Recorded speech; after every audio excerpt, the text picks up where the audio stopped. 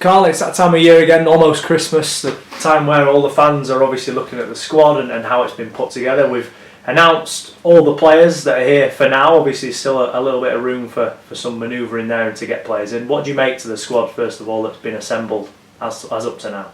Yeah, listen, the coaching staff are real happy with the squad. They've been in training now 3 or 4 weeks, I think. Real fit bunch. We harped on last year about how good the togetherness and the group was.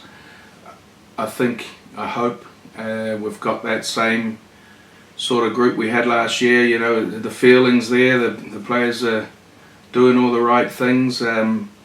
Obviously when team selection comes along and all that, then you find out another angle on them. But up until now, it looks like we've got a real hard-working group again, and some real X factor in there as well. And of course there are a fair few numbers. It's a big squad at present, and I understand obviously you're still on the lookout just to sort of complement what's already in the group at present.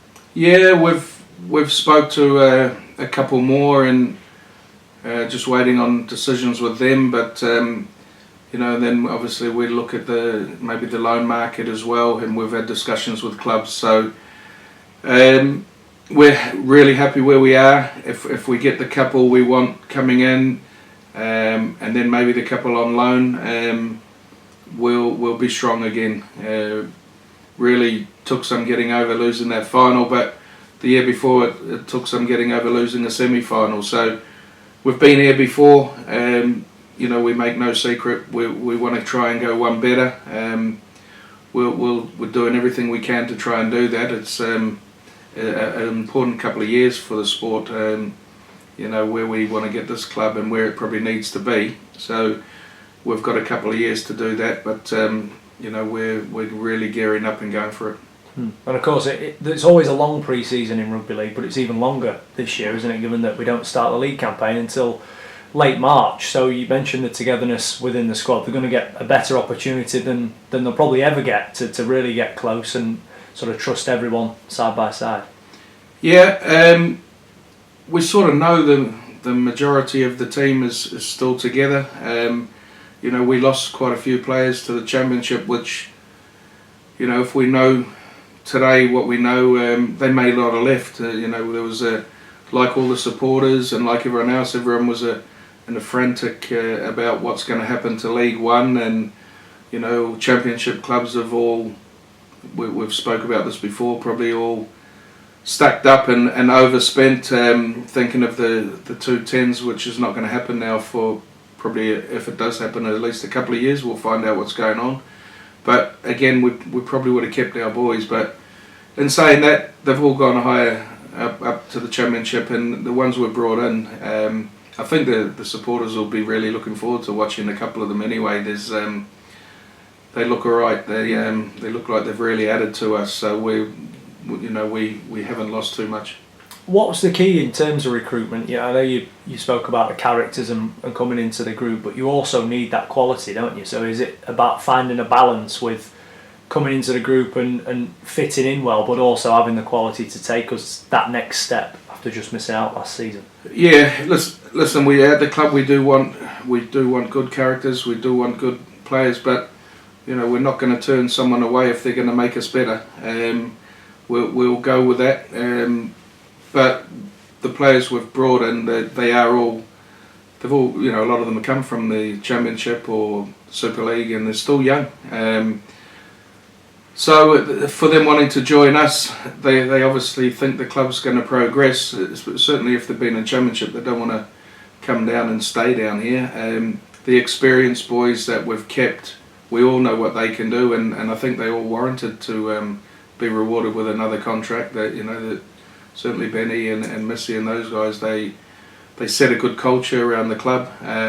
Get in, work hard, train hard, and make sure everyone's doing the right thing. So they self-police themselves. But yeah, the culture's great, but we need to try and put a team together to try and win your league. So we wouldn't be averse to take in anyone who caused us a little bit of a headache, well, myself, but we can live with that.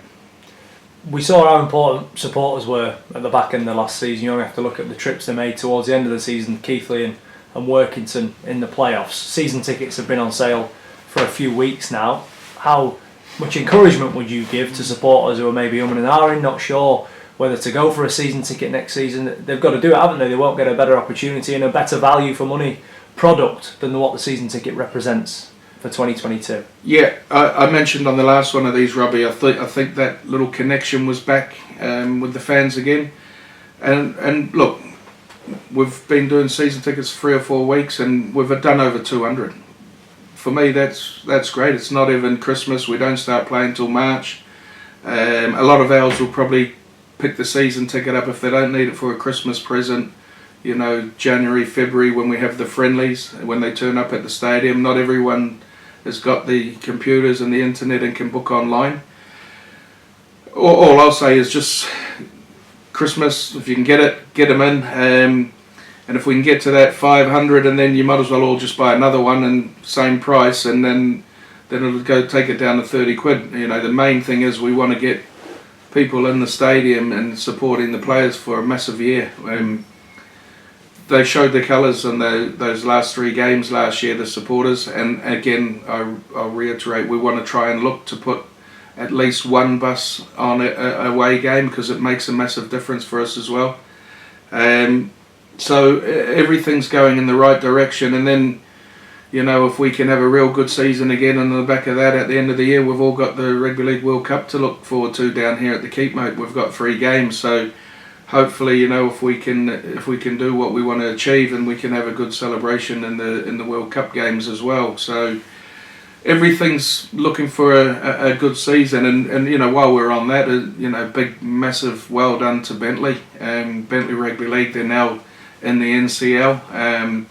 Very, very good club. Big things happening at that club, and for them to get in the NCL is fantastic for rugby league in Doncaster. So I give a massive amount of respect and credit to them, and also I think Tolbar's in the final of their division what they're playing in. So good luck to them as well.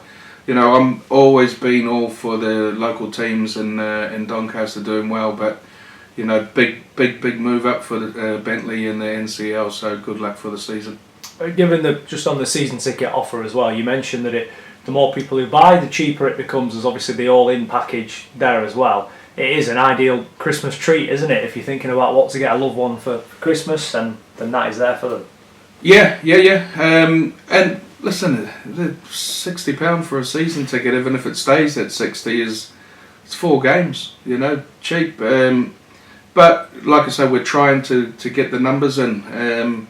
If we can get the numbers in and, you know, get that atmosphere going.